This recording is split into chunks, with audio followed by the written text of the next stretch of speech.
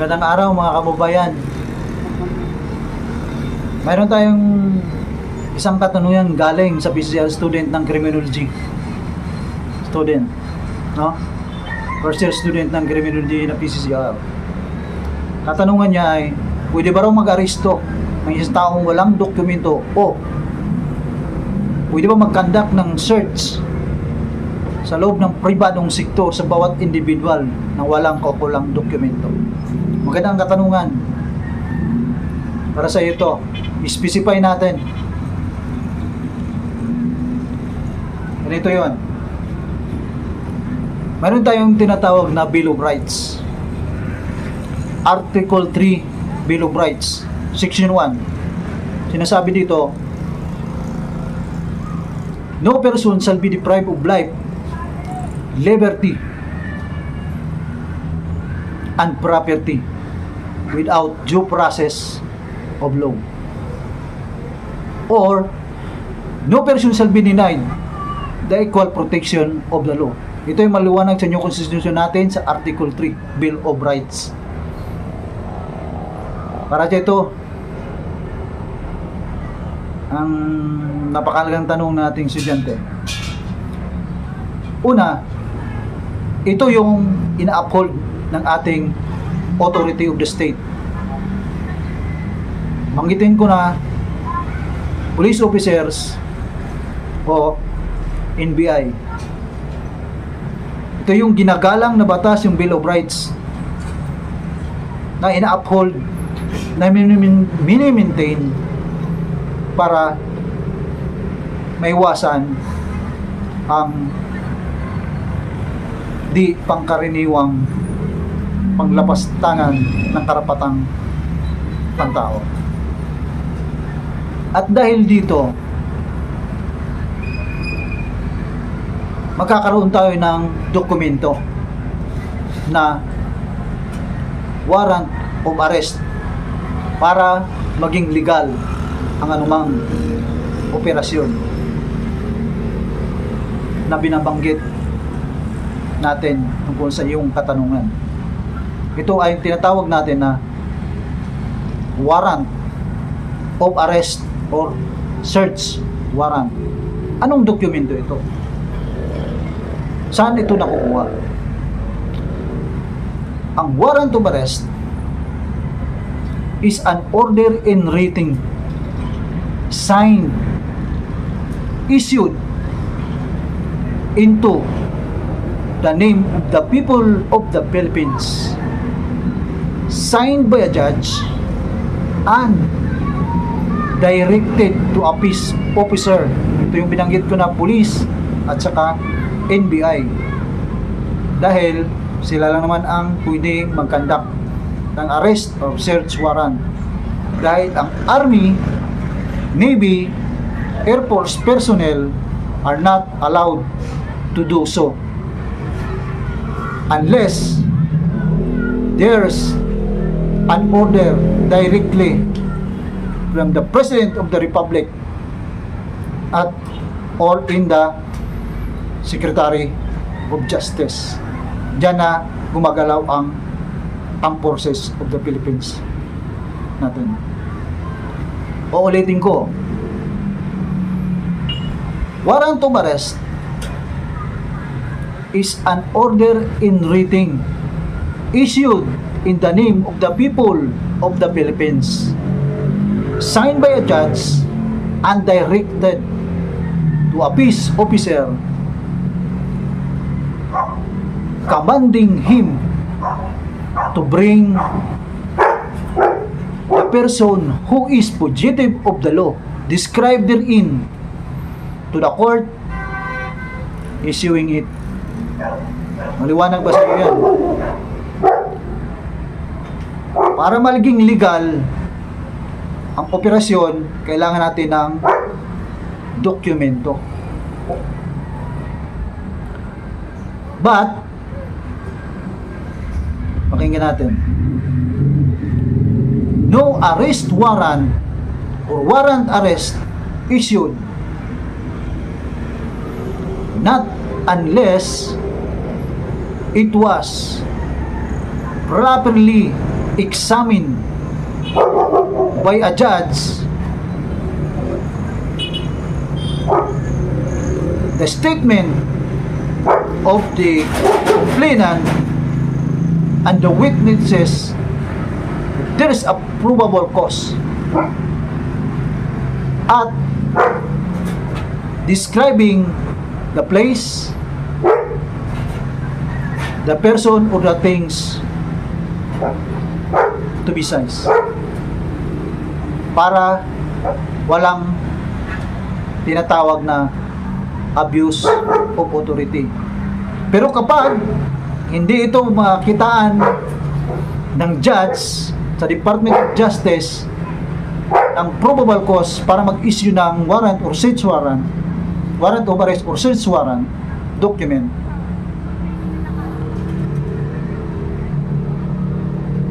ito ay tinatawag na lack of merit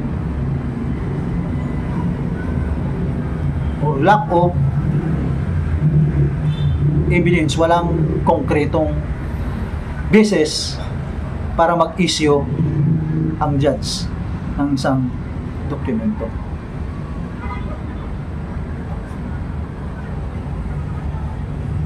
Naintindihan ba natin, mga kababayan? Dahil dito sa tinatawag natin na Bill of Rights, karapatang pantao sa Section 1, kailangan natin para magliging legal ang ating operasyon, kailangan natin yan ng dokumento. Sa anong sitwasyon na pwede tayong pumasok or sabihin natin police officer can get into the premises without that supporting evidence? One is when a criminal in a hard pursuit, a criminal entering in your post, hindi mo na kailangan ng dokumento yun. Dahil hard pursuit yun, kasagsagan ng halimbawa nag-transfer ka ng isang detainee, i-transfer mo, dali mo dun sa ibang silda o tinatawag natin na dito sa habang naghihintay sa kanyang judgment, habang tutulong ko yung kanyang kaso, then habang sinakay siya sa naka-escape, nakapasok na yun ng isang kriminal doon sa iyong post, hindi na kailangan ng naturang dokumento ang mga arresting personnel. Kasi kriminal na yung pumasok eh. Ngayon, pangalawa is when it was approved by the client. Kung aprobado ito ng isang kliyente na pwedeng pumasok ang isang police officer.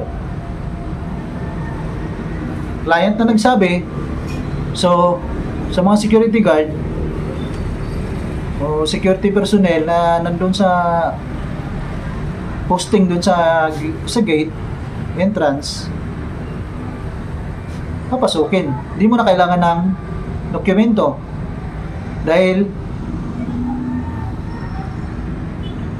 inaprobahan na ng yung manager ng naturang kumpanya o sa approved the client.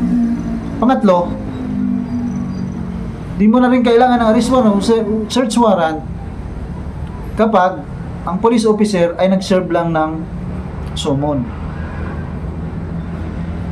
doon sa inyong lugar. Papasukin mo, ito naman ay i-serve lang doon sa reception area para doon sa tao. Tandaan na ang pag-serve ng isang summon ay isang legal na way para imbitahan yung tao para humarap doon sa reklamo. Yun yung legal way. Kaya kailangan natin ng mga procedure na mga ganyan, mga dokumento na mga ganyan, dahil doon sa tinatawag natin na Bill of Rights sa Article 3 sa Section 1. No person shall be deprived of life, liberty and property without the due process of law, or no person shall be denied without the equal protection of the law. Liwanag yan, gentlemen. Now, mayroon pa tayong mga circumstances na excepting circumstances na pwedeng mag-arrest ka ng walang search warrant. Ito ay tinatawag natin na citizens arrest. Apply natin yan. Pero yan, mayroong tinatawag yan na pwede mo lang gawin, hulihin ng isang tao kapag committing an offense na yung tao o nagawa na yung krimen o offense na andun ka sa kanyang o mismo nandun ka nakaakto sa mga pangyari o sa actuation ng isang tao na gumawa ng offense.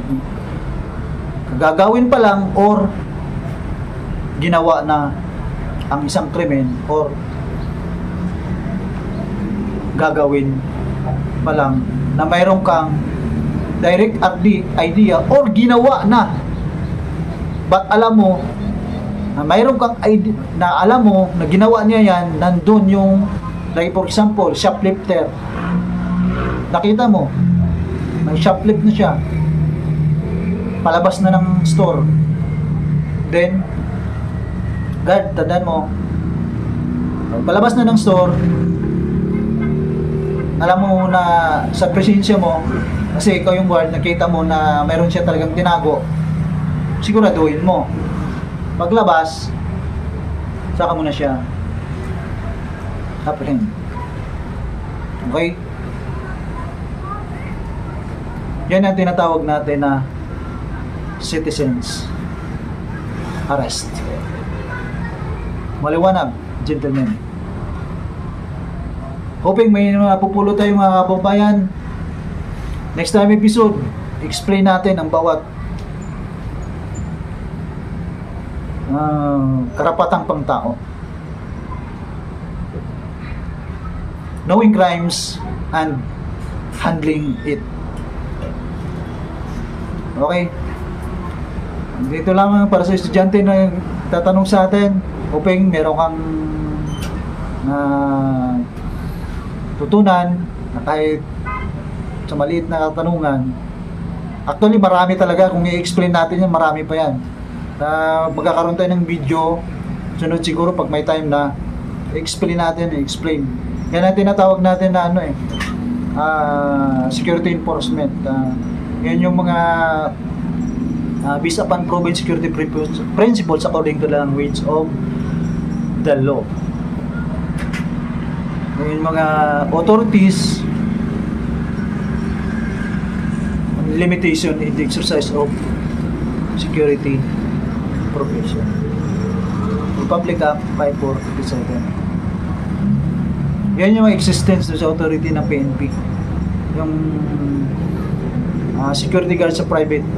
Yan yung contract security guard sa private. Na kung saan lahat ng mga batas na pina-enforce para doon sa security ng bawat individual, ina-adapt yan. Ang PNP rin, sa SOSIA, SAGSD, o sa PNP authority, yun din yung bibigay ng idea o para ma-attain yung tinatawag natin na